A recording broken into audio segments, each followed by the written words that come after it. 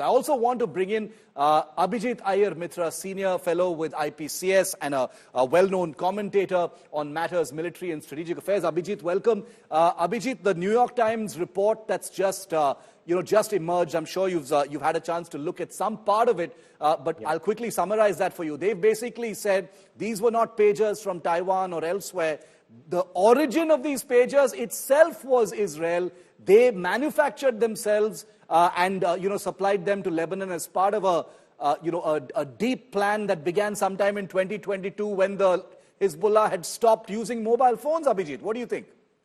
Yeah, so I take everything the New York Times says with a large bucket of salt. I don't take the New York Times seriously, just about as seriously as I take Al Jazeera. What my own sources in Israel are telling me is that they were assembled in Hungary, but different parts were sourced from different places. It turns out the operative parts, which is the parts that were injected with somewhere between 7 to 20 grams of PETN, were the ones that were manufactured in Israel and sent. Right. So this was complete supply chain, and the company was definitely Israeli owned. So this was complete supply chain compromise. And imagine the irony of it, Shiv. Hezbollah paid Israel to get bombed.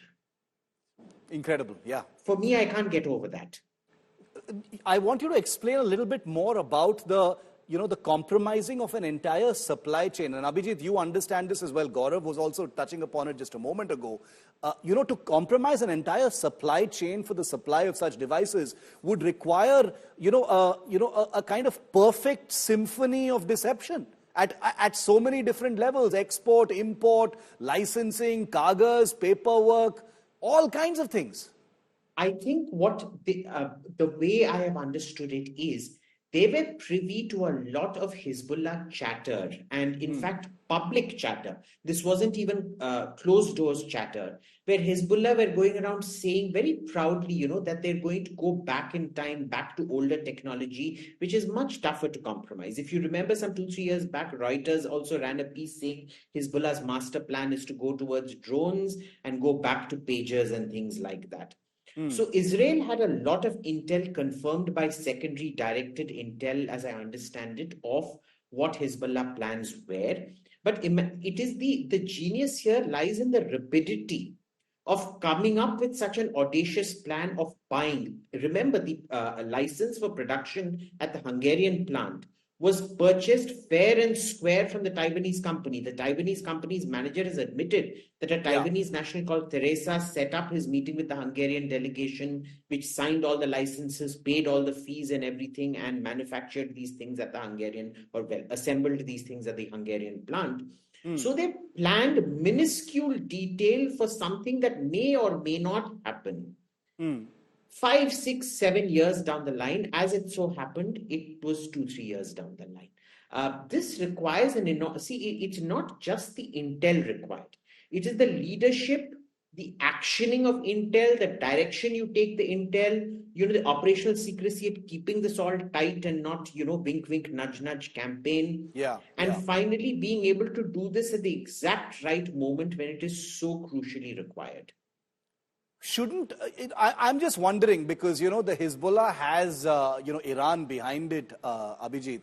Shouldn't they have been suspicious that this kind of thing may be an option for Mossad? Because ultimately, if you look back a few decades as well, the Mossad, Israel security agencies have employed tactics of this kind, to get even with their enemies.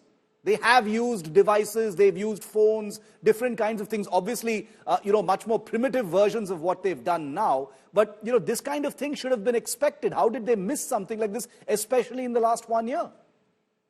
Pure hubris. If you remember, Israel pioneered the phone bomb. The first time it was used is 1972 on a chap called Mahmoud Hamshari, who was the PLO representative in Paris. And there it was again placed in the speaker, those old style phones we used to have when we were kids. It was placed in the speaker of that phone. An operative called. There was a voice expert to confirm this was Hamshari's voice. It detonated and it severed his head clean. Now, for, people that have been at the receiving end of these Israeli techno-marvel bombs, you'd reckon they would be a bit smarter. I think this Yeah. was hubris. The hubris of having gone back to primitive enough technology that Israel would not compromise it. I think they thought, the danger of electronics like this is electronic interception, not electronic detonation. And this is how you wrong foot your enemy. When they expect something, you do exactly what they do not expect, which is put a bomb inside the phone itself. It's incredible. Abhijit, stay with me because I want to talk for a moment after this report about, what's going to happen now inside Lebanon, what happens to the Hezbollah and what happens to the actual conflict on the northern front.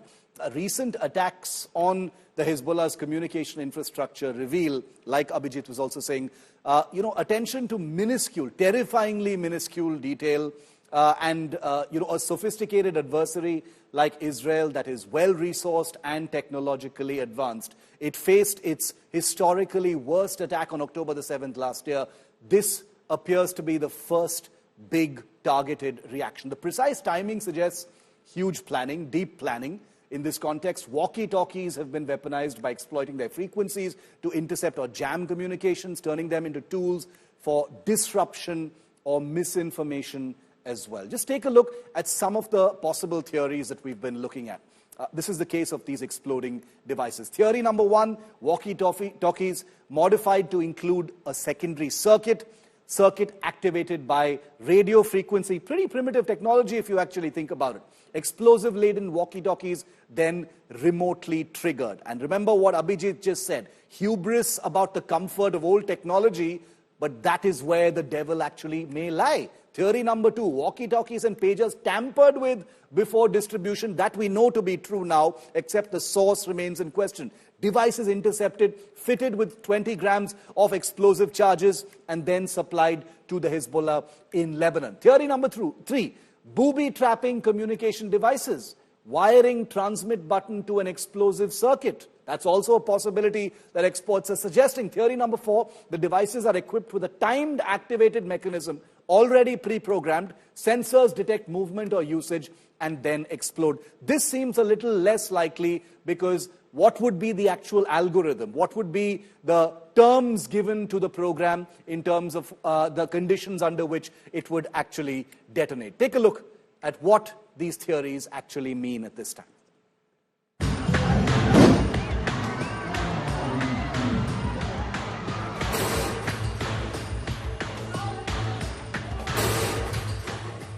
A case of exploding wireless devices. From a funeral procession of the son of Hezbollah MP who died in a pager blast on Tuesday, to a mobile shop, to home solar panel explosions. A second wave of coordinated blasts ripped through Lebanon on Wednesday, resulting in the deadliest day since cross-border tensions between Hezbollah and Israel escalated nearly a year ago. The attacks on Hezbollah's communication infrastructure are unusual and sophisticated, suggesting the involvement of a well-resourced and technologically advanced adversary. The timing indicates a high level of coordination and planning. So how were walkie-talkies weaponized? One theory is that the walkie-talkies used by Hezbollah operatives were modified to include a secondary circuit that could be activated by a specific radio frequency. By transmitting a signal on the same frequency, the explosive-laden walkie-talkies could have been remotely triggered. Another possible explanation is that the walkie-talkies and pagers were tampered with prior to the distribution. Hezbollah relies heavily on communication equipment for coordinating and intelligence gathering. It's conceivable that some of these devices were intercepted, fitted with small explosive charges, and then returned to Hezbollah operatives without their knowledge. PTN is one explosive which is weight-wise, it is much more powerful than TNT. There's something like they have a factor which decides the potency of explosive. So it is 1.6 PTN. That if it's called a relative effective factor, gives you flexibility. You can twist it, turn it. It's very malleable, foldable, moldable, and 3 to 5 grams of PTN is enough to kill a person. That's what we've been seeing. If you see this ambulance blast, which has happened because with the walkie-talkie, possibly the explosive being used in walkie-talkie, and few laptops have also gone gone to the outer space. So there, since bodies are bigger, so more explosive is there, and that's why the casualty is more. The walkie-talkies claim 20 lives, as per the unconfirmed news. A more direct method might involve booby-trapping the communication devices to explode upon their use. This could involve wiring the transmit button of the walkie-talkie to an explosive circuit. Another possibility is that the walkie-talkies or pagers were equipped with a timed activation mechanism or sensors that detected movement or usage. The serial blast signaled a significant shift in the tactics used against Hezbollah, showing an increased focus on psychological warfare, targeting not just the group's physical assets, but also its trust in everyday communication tools. Israel has forced these people who believe in a 1400 years old ideology to go back to that era to survive, if they want to survive. Like the memes saying that pigeons will be used and all. So this is the biggest impact, that fear of unknown, the fear of unpredictable attack, the factor of uncertainty. And beyond that, like you said, there's no limit, ma'am. I mean, they can go to any kind of gadget and do it. Pager was possibly the most difficult.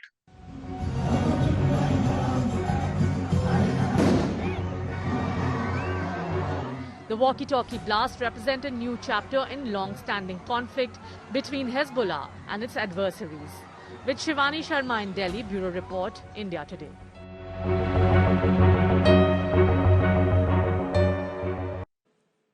I want to go back to Abhijit now to get clarity on what he thinks about, where this leaves the Hezbollah. Abhijit, the Hezbollah, 20. We've just got news in that the death toll has gone up to 25 now, with over 370 people injured. What does this do to the Hezbollah's, communication infrastructure, its ability to plan, its ability to coordinate and collaborate for attacks now? Because it'll seem like any device that they're operating now is compromised. Look, it is devastating for them because the pagers were their redundancy plan, right? The pagers were the crucial mobile element because, as I understand it, the operating orders were the moment you get a message on the pager, you find a landline and call. And that way, Israel has to surveil every single landline, every single mobile in order to know which Hezbollah guy is talking to whom, kind of thing. Was fundamentally, it was overloading the Israeli system. Now, with all those pagers gone, that redundancy measure is gone. They will have to think up a new plan that will take months for them to think up. And all the other measures, they don't know. Even if they come up with a redundancy plan now, do you think Israel would have gone into this without thinking, oh, if we take out all their pagers, will they switch to mobiles? Will they switch to this? And would they have jerry-rigged all of those? So they are now, imagine an army without communications. Your secure radios taken out, all your methods of communication taken out. Devastating blow. The second most devastating blow here, possibly even more devastating than this, is the fact that all of these pagers were issued to your mid-level and lower top-level commanders. Correct. Every one of them had these pagers, and every one of them has blown up. Which means you're looking at a complete loss. So assume, look, they're terrorists. We shouldn't compare them to any army. But you're looking at basically every single major brigadier, colonel to say brigadier level officer being killed off in the Hezbollah. How do you think a military operates if that entire middle command is blown up or rendered useless? Either the eyes are gone, the hands are gone, or the legs are gone. If your legs are gone, or at least wounded, no chance of you coming back into the field for about 6 months without physiotherapy and things like that. So it is the command structure taken out. It is the communication structure taken out. And the problem now is Hezbollah is looking at a technological regrouping, which will take 7 to 8 years. They will make mistakes during that. They will go in for technology that is already compromised by Israel and pay another price. The human cost will be much, much more difficult to replace. Remember, in Syria, it was ordinary fighters dying. Here, it has been a decapitation of the middle leadership. Correct. Very difficult. These are experienced people, very, very difficult to replace. What in your view would be Israel's next step? Would it be a scaling up of these tactics to, target, more operatives, more terrorists in other groups as well? Or, could it even possibly be some kind of a ground operation into Lebanon, Abhijit? From all the satellite intel we're seeing, they're preparing for some kind of a ground operation. There is significant ground movement happening. Now, will they go in? Will they not go in? I don't know. I think what Israel has now done, the third aspect to this is, when all of these pagers went off, I'm sure Israel would have had people in every single hospital or hacked and used remote security cameras to see who were all the agents they knew who had been injured, who were all the agents they did not know who had been injured, and track down their families, homes, etc., etc. So the operational security loss in Hezbollah has been so massive. Israel will be waiting to see if that loss justifies a ground invasion. Because if you remember the 2006 Israeli invasion of Lebanon, the campaign against Lebanon, it did not go well. It was classified as an operational failure. Correct. They are seeing if they have the military ability to resist as well as they did in 2006. If not, the ground campaign may just end up happening. Okay, this is a story very rapidly in motion, and we will continue to decode it on an hourly and daily basis. Abhijit, as always, thank you very much for being with me here on 5 Live. Thanks, Abhijit.